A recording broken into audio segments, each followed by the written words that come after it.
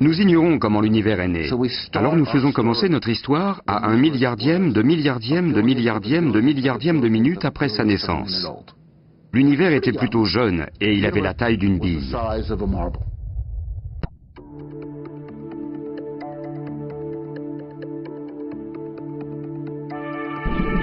Regardez cette boule de verre gonflée.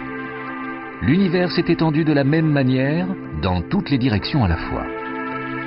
Et à mesure qu'il s'est dispersé, sa température a refroidi. Dans les 3 minutes qui ont suivi, le cosmos s'est refroidi. Les protons et les neutrons ont pu s'assembler et former les premiers noyaux atomiques, l'hydrogène et l'hélium. Mais notre monde actuel abrite plus de 100 éléments atomiques différents. Sans cette diversité, l'univers serait morne et sans intérêt. Il n'y aurait que du gaz et aucune matière complexe qui puisse permettre aux planètes, aux voitures et aux hommes de voir le jour. Pour la fusion des atomes d'hydrogène et d'hélium, la présence des étoiles est indispensable.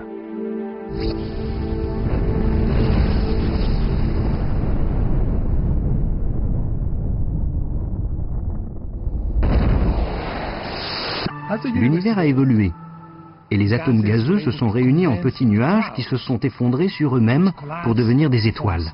Ces étoiles ont formé un disque en constante rotation.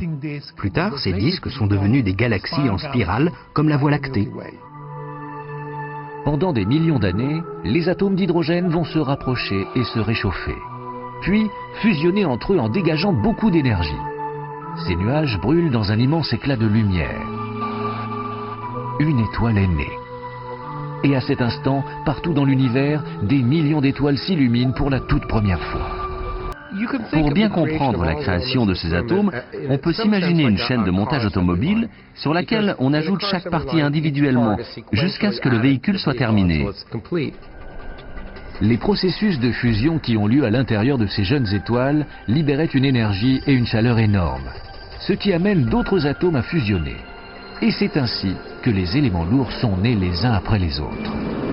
3 noyaux d'hélium se sont réunis pour former le carbone, puis 2 noyaux de carbone ont donné naissance au magnésium, qui à son tour a engendré le néon et ainsi de suite pendant des centaines de milliers d'années jusqu'à ce que 2 atomes de silicone fusionnent et forment le fer.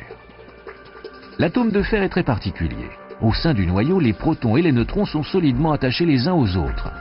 Ainsi, même les très hautes températures des étoiles ne peuvent pas les forcer à fusionner pour créer des atomes plus lourds. Le fer reste le fer. Les grosses étoiles ressemblent un peu à des oignons.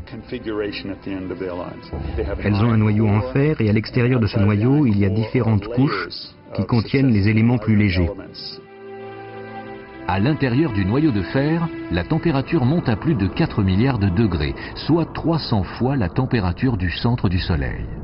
Il fait si chaud que les atomes de fer concentrés au cœur de l'étoile sont obligés de se séparer. Le noyau se déstabilise. Les noyaux s'effondrent sur eux-mêmes en une fraction de seconde et la densité de matière devient très importante. Le noyau se replie à presque 70 000 km par seconde. C'est comme si, en un instant, la Terre était réduite à un espace équivalent à environ 5 fois la superficie de Paris. Le noyau devient alors extrêmement dense.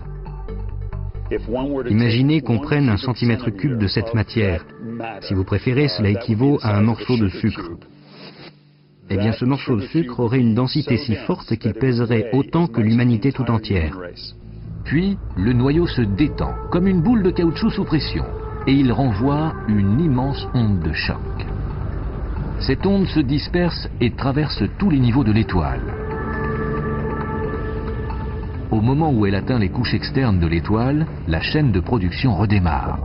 Les atomes se heurtent et forment de nouveaux éléments, et tous ces éléments sont plus lourds que le fer. Puis, l'étoile explose et l'onde de choc éjecte tous les débris qu'elle rencontre, en les expédiant aux confins de l'espace. Au fond, notre existence dépend véritablement des étoiles que l'on peut voir dans le ciel. Sans leur cycle de vie, on peut dire que nous ne serions pas là aujourd'hui. Ces superbes images, prises par le télescope Hubble, montrent ce qui se passe après de telles explosions. Ce sont des nébuleuses, d'énormes nuages de débris projetés par l'explosion des étoiles. À l'intérieur tourbillonnent des atomes tout neufs, de l'or, de l'argent, du zinc et du plomb.